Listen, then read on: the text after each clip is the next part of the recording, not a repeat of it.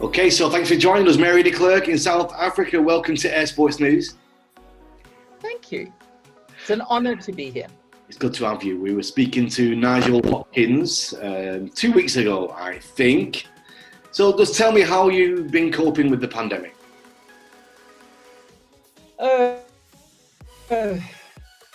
It's a subject we'd rather not talk about, but sadly it's a subject we've all been caught up in, and it has affected us to a huge degree in South Africa, especially in the aviation community, not only from the commercial side, but also from general aviation. It's not a good situation. No, and you've got some bad news regarding the 22nd World Rally Championships. Yeah, so we've been in the planning for the 22nd World Rally Flying Championships for the last 4 years. Yeah. It really has been a dream to hold it in South Africa, and we have established a very strong working committee. We've all been pulling together. We've been having regular meetings. We've had practice runs. We've had mini competitions. We've done everything we possibly can do to make the 22nd World Rally Flying Championships the biggest and the best the world has ever experienced. Yeah. And 2 months ago, none of us saw this train coming down the track. None of us. But I suppose, like anything, life can change in an instant. And unfortunately, it has hit us, and it's hit us badly. And we have had to cancel all aviation events moving forward until possibly right up until the end of the year. And especially our national championships has been culled. The World Championships has been culled. But, we're not only involved in rally. We have a huge sporting aviation following in South Africa. And we're involved in various disciplines. And one of the disciplines that has taken off enormously is speed rally and racing. Air racing. And South Africa holds the largest air race in the world. It's called the President's Trophy Air Race. Right. I'm sure you've heard about it. Yeah. And it would have been I think it's our 76th or 77th President's Trophy Air Race. This year is our 100th centenary of the Aero Club and of South Africa Power Flying.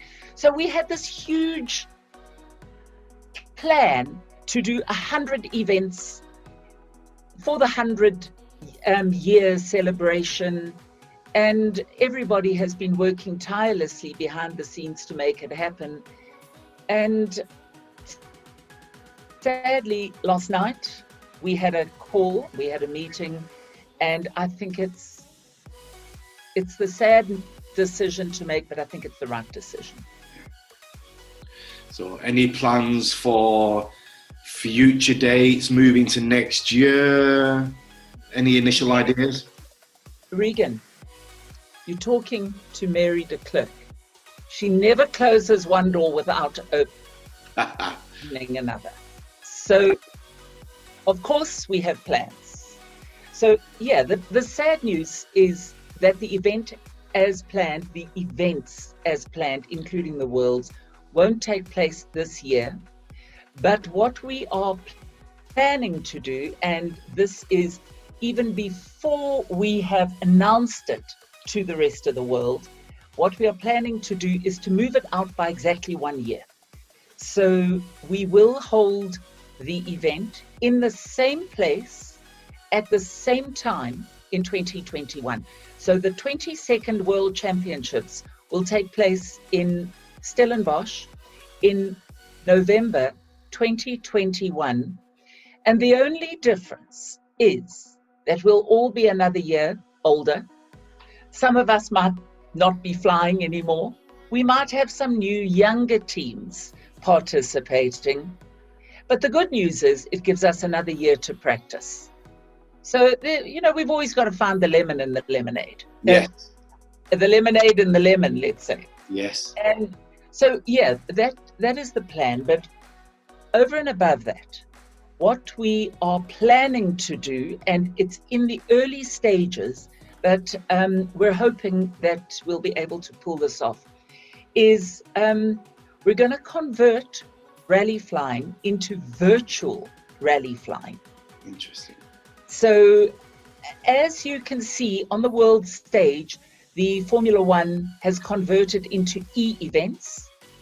Now, rally flying and racing, air speed rallies and rallies, we're going to convert them into virtual, which means that the whole world can sit at their desks in their studies and compete from the comfort of their own home. We don't even have to wear a stupid mask.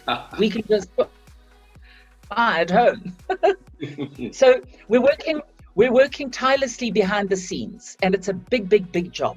We're trying to get some support and some sponsorship, and we're really hoping that the Western Cape government and Westgrow are going to be able to help us to hold a virtual event in November this year, 2020, in place of the actual event that we were planning. So we will be able to compete. It will not be recognized as an official world championships, of course, but it certainly will allow the international teams to participate, to enjoy the beautiful scenery that we have in the Western Cape, to still fly over the Stellenbosch Mountains and fly all around Paarl and Franschhoek, but stay at home so they can fly from Poland, from Czech Republic, from France, from Germany. We will still run it as a competition, although it's not going to be an FAI recognized competition. But who knows? In the future, maybe this is something we can start developing. Yes, so we're quite excited about that. Yes, in many of the air sports, especially in drone racing as well, you have the simulator competitions, and in other areas as well. It's interesting to see how we're mixing and changing and progressing and evolving as well because of this problem we've got. Well, you know what? We can't sit back in our studies and say, well, this is the end of the world. We've got to sit in our studies and say, this is the beginning of the new world.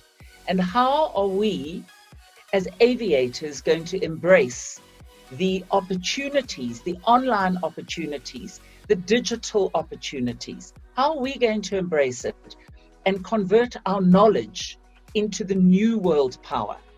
We're all in what we call the gig economy now. So we have to think differently. We just have to. We don't have a choice. Yes. So it doesn't matter how young or how old you are. This is what we're going to do. Of course, we're going to continue to fly. The one thing that we really are hoping for in South Africa is that the current lockdown releases a little bit of pressure off general aviation. It's been awful. The aeroplanes are locked in. They're in the hangars. They haven't been allowed to start. And you know what the situation is with planes. You have to lube them. You have to fire them up. And, it's one of the mandatories. And of course, competencies are being affected.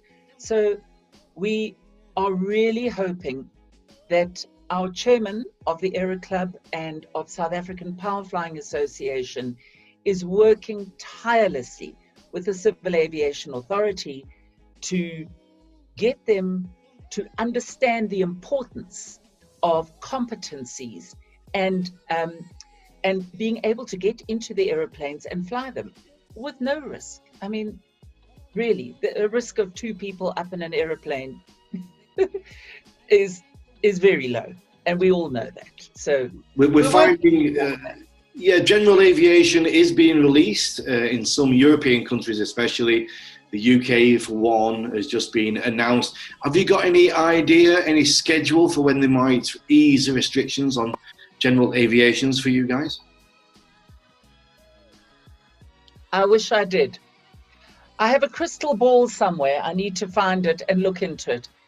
It's, you know what it's like. We're working with bureaucracy, we're working with governmental parastatals, and possibly also people that maybe are not aviators themselves and possibly don't really understand the importance of having to get into an aeroplane and fire it up.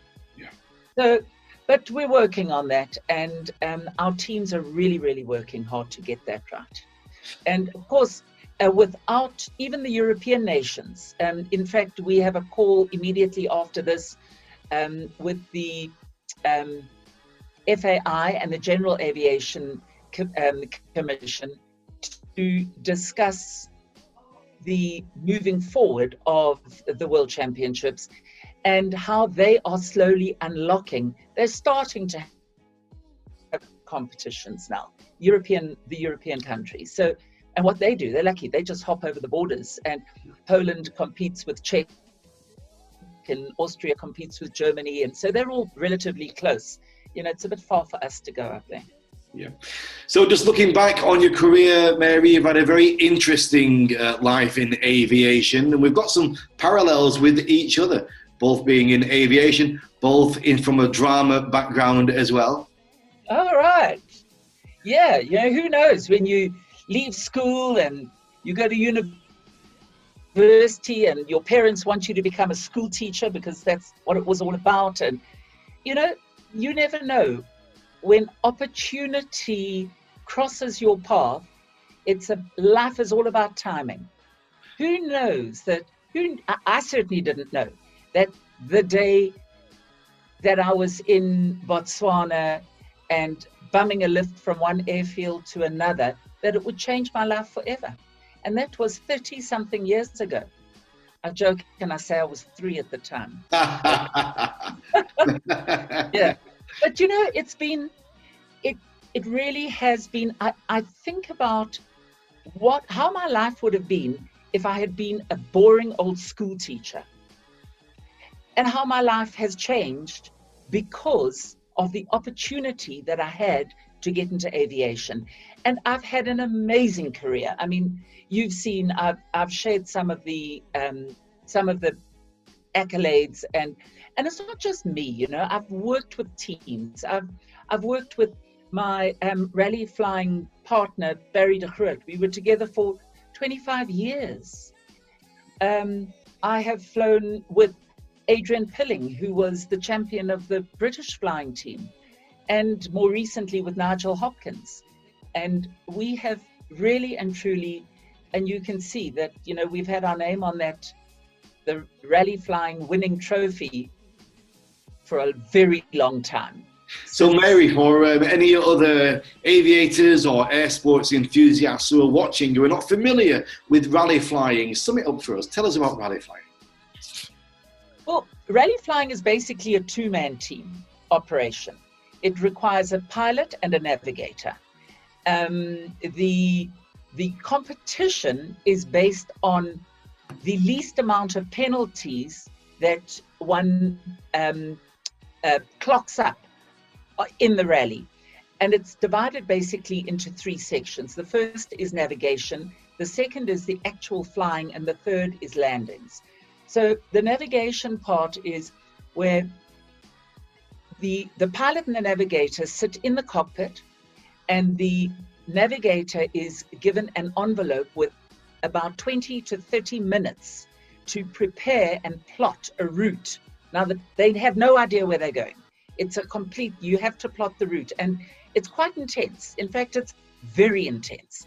And you get bearings and headings and reciprocals and distances, and you have to compute everything without a computer. It's all done with a protractor and a pen and a pencil and a compass and a divider and all the old-fashioned tools that they used to use in World War I. So it's it really is grassroots flying. That's the first section. Then the second section is off you go, and en route you fly for approximately between 100 and 200 miles.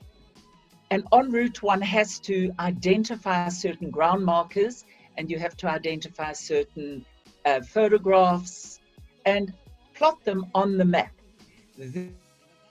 Then on the way back, when you come back, you have to land on the spot. And the competition is every portion of the competition attracts penalties.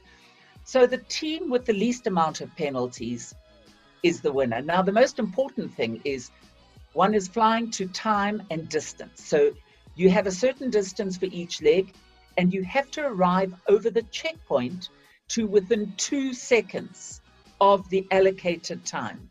2 seconds. Now, when you're flying at 1,000, 1,500 feet, you get this parallax error. And 2 seconds is a critical time in anybody's life if you're a rally pilot. So anything either side of the 2 seconds incurs penalty points. So yeah, it's my sister once came flying with me. She's never been back. And we got out the aeroplane, and I'd said to her, I was practicing and I was flying, and I said to her, now we've got to find this tree. And it was a picture of a tree in an open field. And she said, this is insane. There's a million trees out here. How do we know which tree it is? When we landed, she said to me, you know what, Mary, you have such a stressful job. Why do you choose such a stressful sport? But you know what? It's a challenge. And in South Africa now, the last, I would say 10 years of my sporting career, I've been working closely with my colleagues, and we're a very tight-knit community, and we work very well together.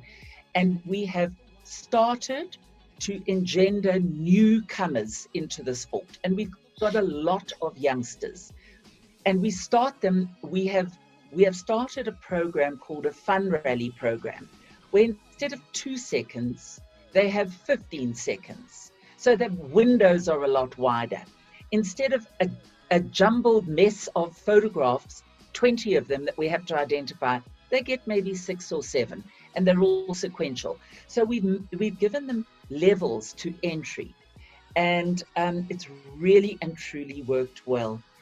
We've also introduced a program called Speed Rally, which is a mixture of air racing and rally flying. So that has really taken off. Now we can have up to, in a speed rally, we can have 50, 60 airplanes racing against each other.